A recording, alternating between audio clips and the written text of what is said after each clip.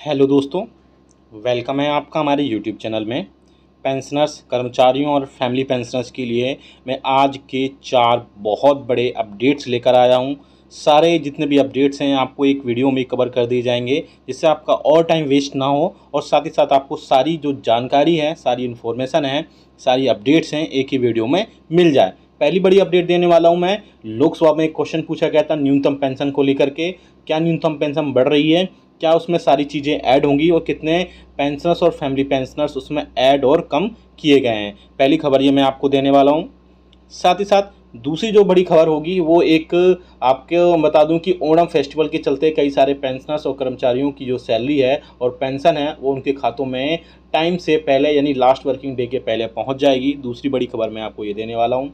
साथ ही साथ तीसरी जो बड़ी खबर है, एक पेंशन अदालत का जो है ऑर्गेनाइज की जा रही है यहाँ पर सेंट्रल पेंशन अकाउंटिंग ऑफिस यानी कि CPAO की तरफ से न्यू दिल्ली में, जिसमें वीडियो कॉन्फ्रेंसिंग के जरिए आप भी जुड़कर उसमें आप अपनी समस्या बता सकते हैं। कैसे उसमें अपडेट करना है, कैसे उसमें लॉगिन करना है, सारी चीज़ें मैं आपको डिटेल में बताऊंगा। साथ ही साथ जो नेक्स्ट बड़ी अपडेट है वो 8th पे कमीशन को लेकर के है। 8वें वेतन आयोग को लेकर के एक बड़ी जो अपडेट आ रही है वो भी मैं आपको दूंगा। वो भी खबर लोकसभा और राज्यसभा से ही आ रही है, तो पूरे वीडियो को, थोड़ा सा वीडियो लंबा हो सकता है लेकिन आपके लिए बहुत ही इंपॉर्टेंट ये वीडियो है, इसीलिए इस वीडियो को पूरा लास्ट तक देखिएगा। और अगर चैनल पर पहली बार आए हैं तो चैनल को ज़रूर सब्सक्राइब करिएगा। साथ ही साथ आप हमारी वीडियोस की लेटेस्ट नोटिफिकेशन के लिए घंटे के निशान को ज़रूर प्रेस करिए, तभी आपके पास हमारी वीडियोस की लेटेस्ट नोटिफिकेशन आ पाएगी और आप हमारी वीडियोस को इसी तरीके से आगे भी वॉच कर पाएंगे। जैसा कि आप सभी को पता है कि 7वें वेतन आयोग के रिकमेंडेशंस के हिसाब से सभी पेंशनर्स की बेसिक पेंशन 9,000 रुपये, साथ ही साथ उनको DR के रूप में अदर अलाउंसेस प्रोवाइड कराए जाते हैं। सेम ऐसे ही कर्मचारियों के लिए बेसिक जो सैलरी है यानी कि कर्मचारियों की न्यूनतम सैलरी जो है वो 18,000 रुपये तय की गई थी 7वें वेतन आयोग के रिकमेंडेशंस के हिसाब से।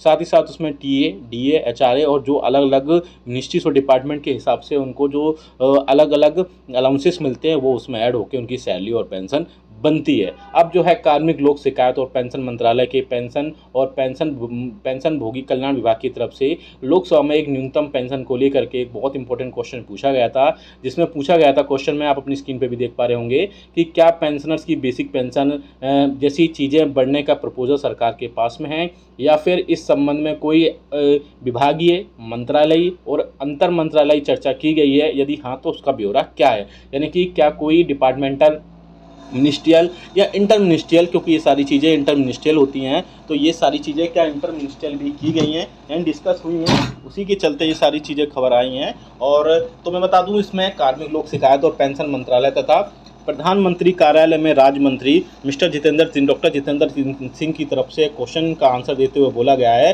कि इसमें अलग अलग पेंशनर्स इसमें शामिल होते हैं पेंशन में, जिसमें लेखा कार्यालय में जैसे सिविल पेंशन भोगी होता है, रक्षा लेखा महानियंत्रक के कार्यालय के रक्षा पेंशन भोगी होते हैं, दूरसंचार विभाग के पेंशन भोगी होते हैं, रेलवे पेंशन भोगी होते हैं, साथ ही साथ डाक विभाग और डाक पेंशन भोगियों के लिए इसमें पेंशनर से तय किए जाते हैं। इसमें अलग अलग संख्या है, जिसमें टोटल पेंशनर्स और फैमिली पेंशनर्स की अगर बात की जाए तो 60 लाख से प्लस इनकी संख्या होती है, जिसके चलते इसमें टोटल ऐड होते हैं यानी पेंशनर टोटल 60 लाख होते हैं। अब बात करें बड़े इशू की, यानी कि जो पेंशनर्स की पेंशन में बढ़ोतरी की बात की जा रही है, तो कार्मिक लोक शिकायत मंत्रालय की तरफ से ये क्लियरली बिल्कुल स्पष्ट किया गया है कि अभी फ़िलहाल में जो है सरकार कर्मचारियों और पेंशनर्स की बेसिक पेंशन और फैमिली पेंशन की जो राशि है वो 9,000 रुपये है, और कोई भी न्यूनतम पेंशन या फैमिली पेंशन की राशि को बढ़ाने का कोई भी प्रस्ताव सरकार के पास नहीं आया है,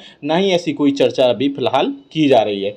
पेंशन भोगी और कुटुंब पेंशन भोगी जो है यानी कि फैमिली पेंशन है, जो समय समय पर जो DR है यानी मूल्यों में बदलाव के आधार पर जो DR है उसी के राहत के हकदार होंगे, और उनको अन्य चीज़ें जो हैं यानी कि बेसिक पेंशन और फैमिली पेंशन 9,000 रुपये उनको मिलेगी। तो आप हमें कमेंट करके बताएगा क्या आपको लगता है कि वाकई में 9,000 रुपये जो प्रतिमास पेंशनर्स और फैमिली पेंशनर्स को बेसिक पेंशन और बेसिक फैमिली पेंशन प्रोवाइड कराई जाती वो उनके लिए सफिशिएंट है। कमेंट बॉक्स में जरूर बताएगा और आपके हिसाब से बताएगा कितनी बेसिक पेंशन और कितनी बेसिक फैमिली पेंशन आप आपके खातों में पहुंचनी चाहिए, कितनी बढ़नी चाहिए। दूसरी बड़ी खबर आपको मैं दे देता हूं कि एक जो बड़ी पेंशन अदालत है, यानी सेंट्रल पेंशन अकाउंटिंग ऑफिस की तरफ से, मिनिस्ट्री ऑफ फाइनेंस के डिपार्टमेंट ऑफ एक्सपेंडिचर की तरफ से, भीकाजी कामा प्लेस न्यू दिल्ली में एक वीडियो कॉन्फ्रेंसिंग के जरिए एक इम्पोर्टेंट जो है इसमें बहुत सारी चीज़ें ऐड होंगी, मैं बता दूं थोड़ा सा। देयर सेंट्रल गवर्नमेंट की तरफ से इसमें वेबसाइट भी दी गई है। आप अगर यस लिखेंगे तो आपको पेंशन अदालत 2023 का जो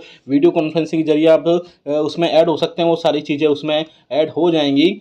सभी केंद्रीय सिविल पेंशनरों को सूचित किया जाता है कि केंद्रीय पेंशन लेखा कार्यालय एक पेंशन अदालत का आयोजन करने जा रहा है। मैं आपको जो नोटिफिकेशन है वो पढ़ के सुना रहा हूँ, जो कि दिनांक 20 सितंबर 2023 को केंद्रीय पेंशन लेखा कार्यालय द्वारा वीडियो कॉन्फ्रेंसिंग के माध्यम से आयोजित होगा। अतः सभी केंद्रीय कर्मचारियों, रेलवे, रक्षा, पोस्ट, टेलीग्राफ को छोड़कर से अनुरोध किया जाता है कि अपनी शिकायत जो है CPAO वेबसाइट जो है cpao.nic.in पर जाकर दर्ज करा सकते हैं। और भी कई सारी चीज़ें हैं इसमें वो शामिल हो सकते हैं। एक फॉर्मेट भी दिया गया है, जिस फॉर्मेट को आप फिल करके आप इसमें सारी चीज़ें ऐड कर सकते हैं। उस फॉर्मेट में आपके पेंशनर्स या फैमिली पेंशनर्स का नाम लिख सकते हैं, पेंशनर्स का PPO संख्या लिख सकते हैं, बैंक का नाम, खाता संख्या लिख सकते हैं, घर का पूरा एड्रेस लिख सकते हैं, मोबाइल नंबर लिख सकते हैं, बैंक शिकायत का जो भी आपको बैंक से रिलेटेड है, CPAO से रिलेटेड है, PAO से रिलेटेड है, एक ग्रीवियंस से आपका डिस्क्रिप्शन है, यानी शिकायत का विवरण है, ये सारी चीज़ें लिख करके अपने साइन करके उस पेंशन अदालत में शामिल हो सकते हैं। और जो भी आपका प्रॉब्लम है उसमें आप अपनी प्रॉब्लम रख सकते हैं। चलिए नेक्स्ट खबर की तरफ लेके चलते हैं। बेसिकली आप सभी को पता है कि अब केरला राज्य में जो है ओणम का त्यौहार बड़े धूमधाम से मनाया जाता है, तो जिसके चलते वहाँ पर सैलरी और पेंशन जल्दी हर साल खातों में पहुँच जाती है। तो ministry of confederation of central government employees and workers ने ये जो है मिनिस्ट्री ऑफ फाइनेंस और डिपार्टमेंट एक्सपेंडिचर को एक लेटर लिखा है कि ओणम फेस्टिवल के चलते कर्मचारियों और पेंशनर्स को सिर्फ केरला राज्य में जो है उनकी सैलरी और पेंशन जो है 29 अगस्त 2023 से पहले ओणम फेस्टिवल के चलते उनके खातों में पहुँचाई जाए, जिससे उनको उस त्यौहार को मनाने में जो है बहुत ज़्यादा राहत मिल सके। हालांकि इससे पहले भी हर साल जो है ओणम फेस्टिवल के चलते, ओणम फेस्टिवल के लिए जो है केरला राज्य के कर्मचारियों, पेंशनर्स और पेंशन भोगियों को हर साल ओणम फेस्टिवल से पहले उनके खातों में जो है सैलरी और पेंशन पहुंचाई जाती है। अब नेक्स्ट खबर हम लेके चलते हैं। नेक्स्ट खबर जो आ रही है वो है आपके 8वें वेतन आयोग की तरफ से। 8वें वेतन आयोग के लिए आप सभी को पता है कि 7वां वेतन आयोग जो है 2016 में लागू किया गया था। इसके बाद से अब ऐसी चर्चा की जा रही है, ऐसी मीडिया में खबरें आ रही हैं। अब मीडिया में जो खबरें आ रही हैं उनकी माने तो 7वां वेतन आयोग के बाद में अब 8वां वेतन आयोग नहीं आएगा, और इसमें कर्मचारियों, पेंशनर्स और फैमिली पेंशनर्स की जो बेसिक सैलरी है, बेसिक पेंशन है और बेसिक फैमिली पेंशन है, वो अलग तरीके से अब उसमें बढ़ोतरी की जाएगी। उसके लिए सरकार अन्य जो फॉर्मूलास हैं उन पर भी विचार कर रही है। पहला फॉर्मूला में जो हो सकता है, जो मीडिया में खबरें आ रही हैं, वो है एक्रोइड फार्मूला। एक और दूसरा जो फार्मूला हो सकता है वो है आपका मिनिमम, वो है आपका ऑटोमेटिक पे रिवीजन, यानी कि जैसे जैसे DR बढ़ता जाएगा वैसे वैसे आपकी सैलरी और पेंशन बढ़ेगी। साथ ही साथ एक्रोइड जो फार्मूला होगा वो आपकी खाने की चीज़ें, महंगाई, आपके कपड़े, आपके रहन सहन और आपकी बहुत सारी चीज़ें जो भी होंगी उन सब में बढ़ोतरी के चलते उसमें सारी चीज़ें ऐड होंगी।